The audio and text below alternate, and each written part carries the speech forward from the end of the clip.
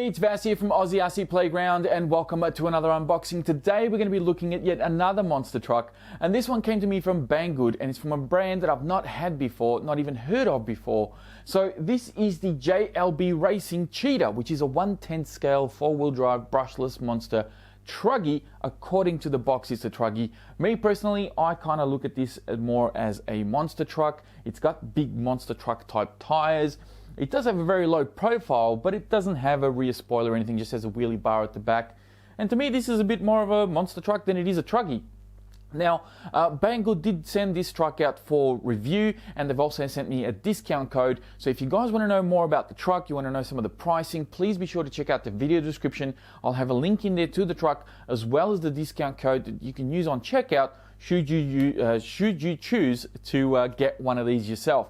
So it says on the box here, unruly speed and massively fun. And I've got to say, going by the electrics that this comes with and the couple of videos that I've seen on YouTube so far of this truck, I think it's going to deliver on these claims. But we'll soon see. You guys know that I always test out my RCs over at the BMX track. I put them through their paces, and if something's going to fail, something's going to fail. And if I'm happy with them, you will definitely hear about it come review time. So without further ado, let's get rid of the box, because what we're here to see is actually the truck itself. Here is the remote, here is the truck, and some boring stuff to deal with first. Now, one thing that is really cool to see is that this truck actually comes with a LiPo battery, and they also include a LiPo charger. Now, the charger does use your balance ports on your LiPo to charge up, so it's going to take a little bit of time to charge up your battery. But another cool thing they did is the truck comes with, the charger comes with these European plugs, and they actually gave me some Aussie adapters so I can plug it into my PowerPoint. Not that I'm going to be using the charger because I have my own, but it's good to see that they include that so that you don't have to go out and spend more money on stuff to charge up your batteries. Now, in here we have a sticker sheet to finish off the truck. It's all painted up and it looks very nice, but they did include the window stickers, headlights, taillights, and all that type of thing, as well as a grill, so that you can finish it off if you want to. Otherwise, you can just leave it as it is because it doesn't look too bad as it is. The user manual, not as glossy as some of the other user manuals that I've come across in the past, but don't let that fool you. Very useful information in here, a lot of really cool pictures, part numbers all over the place. There's also a part number sheet on the back here, if I can open it up so you can see all of that. It's got part numbers for everything that you need should you be unlucky enough to break something.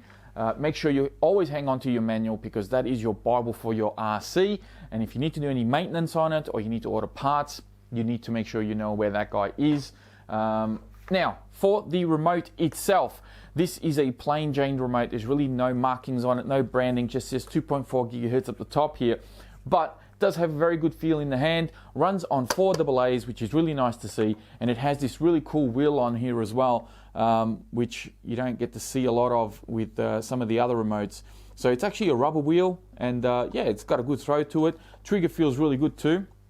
Now, something that I wasn't expecting to see out of this remote is what's behind the little flipper door on the back. You've got your on and off switch, which is pretty standard, reverse switches, which is also pretty standard, throttle and steering trim, which is also pretty standard. Now, in most remotes, if you're lucky, you'll get a steering dual rate, which is something that's really handy to have, especially to set up your kind of endpoint so you don't overstretch your servo.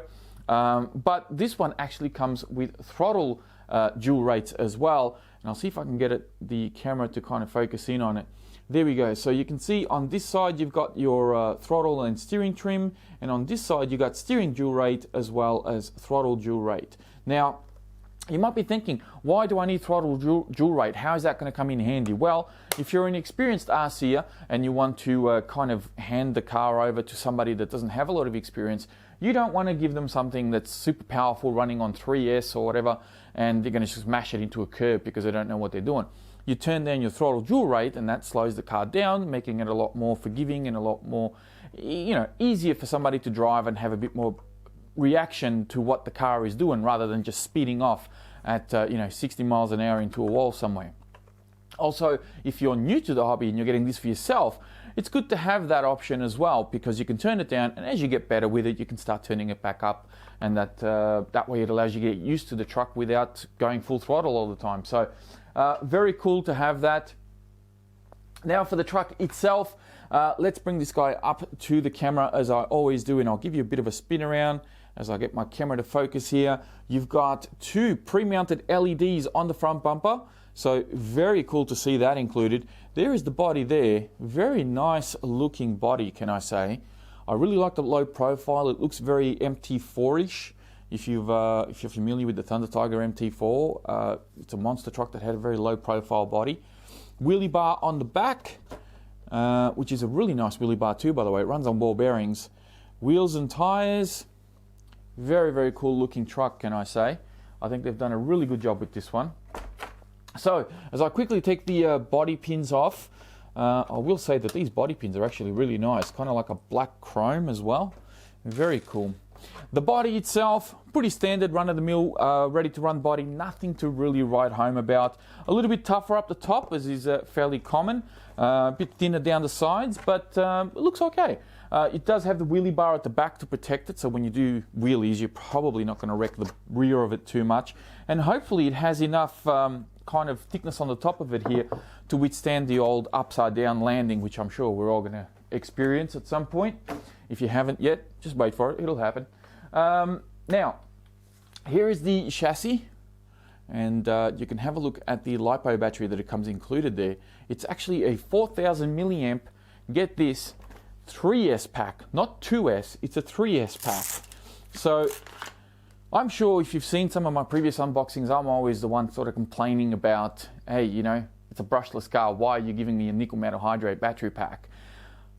Finally, a company has taken upon themselves to supply a LiPo battery, and not just any LiPo. As I said, it is a 3S LiPo battery, which means these guys, to me, that's a message saying, hey, we mean business. We don't want you to, muck around with a 2S pack. Go straight for the big block and throw a 4000 milliamp 3S in there. It's 30C, and hopefully, 30C 4000 milliamp. That's about 120 amps that this thing can put out. Hopefully, runs on Dean's connectors. Which I'm going to be swapping out myself. I'll probably put, I don't know, I may do XT150s or I may do XT60s, I'm not sure yet. We'll see what happens. But yeah, really impressed to see that being included. Can't speak highly enough of it. Now, the motor itself is a 3670 can, that's the size, 3670 can size, 2500 kV. Huge motor for a 1/10 scale monster truck. Now, before I go on, 1/10 scale, but it's not really 1/10 scale. This is actually quite a bit bigger than the other monster trucks that you see back there, such as the E5, the Stampede, the Helix, and the Bullet MT. This is, I would classify it more as a 1/9 scale. It's a very unique size. You probably, to put it in perspective, if you remember the old E-Max, the shorter wheelbase E-Max, which I have one right over there, that's very much in line with that size. So bodies that would fit that truck would probably fit this one without too many problems. So if you go for a 1/10 scale monster truck body, you'll find that it might be a bit too small. If you go for 1/8 scale, it might be a bit too big, but some of those bodies will actually fit on here without too many hassles, I think, because it's the same sort of wheelbase as the old E-Max. Now, the ESC is an 80 amp ESC, which promises to obviously, take the grunt of the motor, so hopefully that will hold up okay. Steering servo is pretty plain Jane steering servo. There's no branding on it. There's no specs that I could find on it either. So if you're going to be needing some upgrading, that's probably one of the things that I would do first up. I can probably imagine that it's going to be plastic gears maybe, like your nylon gears. Probably not going to be anything too crash hot, and it's probably going to be fairly slow as well, and maybe even fairly weak. I don't know, but we'll see.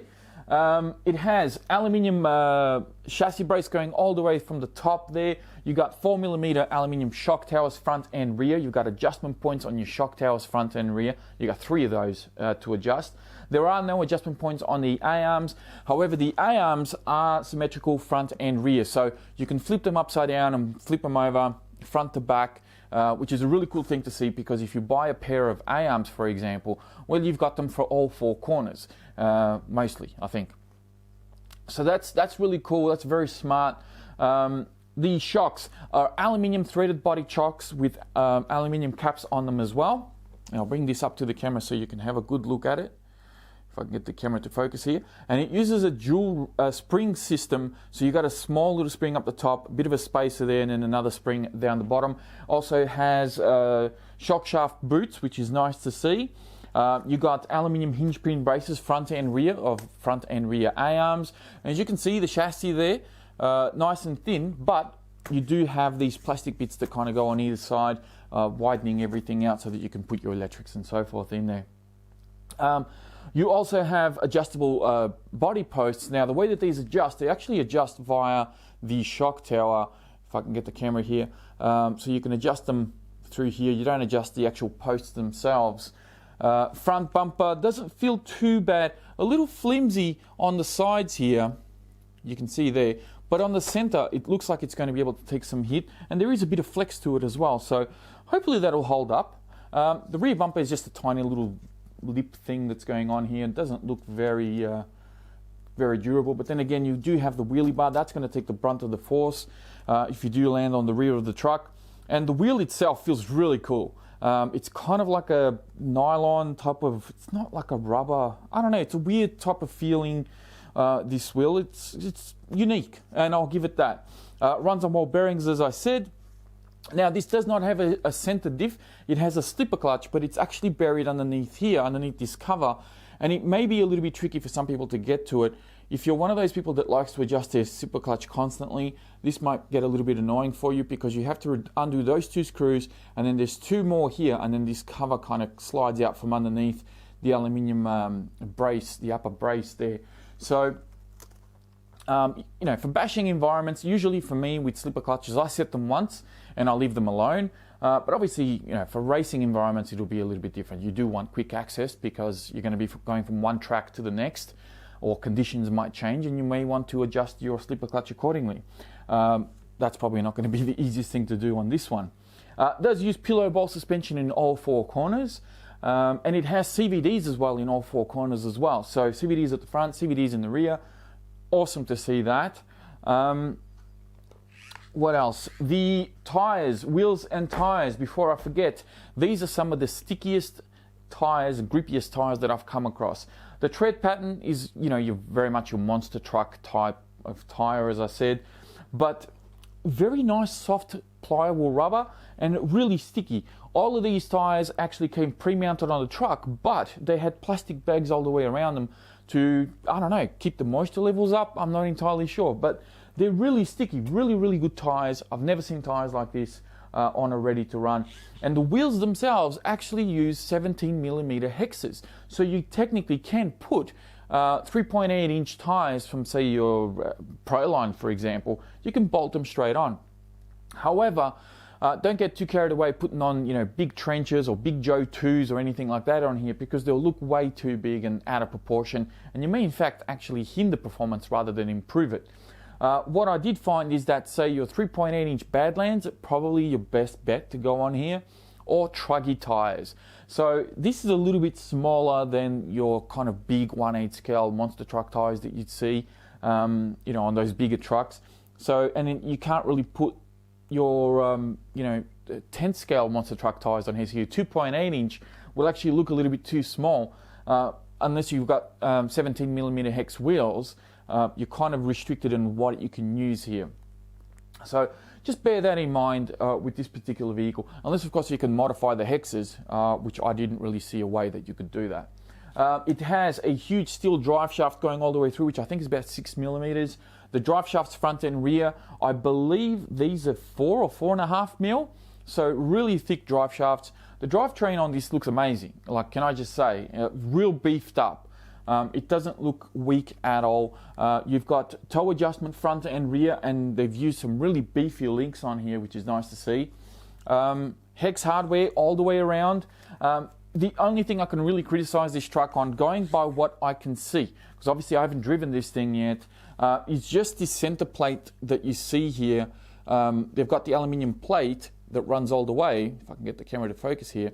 So you've got this aluminium plate that runs all the way, and then it kind of screws on to these two posts, one of them being your servo saver adjustment, and the other one's just a kind of a standoff post. But then this plastic bit is quite thin, and that's the only thing that's kind of showing me a little bit of concern. So it may actually flex. It could be a gift point. It could be a deliberate thing that the manufacturers put in here. Should you have a horrific head-on impact with something, you know, rather than putting all this stress everywhere, that could be a gift point just to sort of flex and bounce back. I don't know. But that's the only thing that's showing me a little bit of concern, because it's quite thin. It could be nothing. You know, I could be just overthinking this entire thing, but that's just me kind of giving you my you know, honest feedback on the truck. Aside from that, honestly, I can't really see too many things that I can knock on it. Velcro straps to put your battery on and on, which is really easy. You've got a rather long battery tray as well, so you've got a couple of extra bits of foam that you can remove if you want to run bigger batteries in here. That shouldn't be a problem at all. There's a lot of adjustability in this truck, and that should allow you to personalize the performance of it to your liking in your terrain. The suspension itself doesn't feel too bad. Probably a bit under-dampened, I'll be honest. The front does feel a little bit better than the rear. The rear does feel a little bit bouncy, so probably a change of oil wouldn't hurt. Just my personal thoughts on it. It just feels a little bit stiff, and yeah, it doesn't feel dampened well enough. That's the only criticism I have. But the motor, the ESC, look to be very, very good. I don't know how good the ESC is going to be, to be honest. The motor looks fantastic, can I say. I mean, 3670 can, 2500 kV, that's huge on a truck like this. So it looks promising. Hopefully it performs. And to me, you know, as long as the durability of this truck is up there, I know that a lot of people have concerns for things like part support and all the rest of it. Can I put the body on without it? Yeah, okay, here we go. I know that a lot of people have concerns for part support, but to be quite honest, you know, if an RC can perform well enough and it doesn't give you too many dramas, you really don't need too much part support.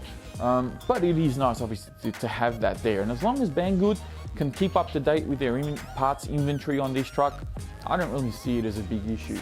As long as, you know, costs are reasonable. Now, as I said, Banggod did supply the truck for review, and they also supplied me a discount code. So make sure you check out the video description. There'll be links in there to the truck and the discount code as well. There'll also be a link in there to my Facebook page, so you can go check that out, and that'll give you, you know, a little bit of a peek into what's coming up on the channel here on YouTube. And that is pretty much it from me. If you liked the video, don't forget to hit that like button. If you're new here, don't forget to subscribe. And as always, thank you all very much for watching, and I will speak to you next time.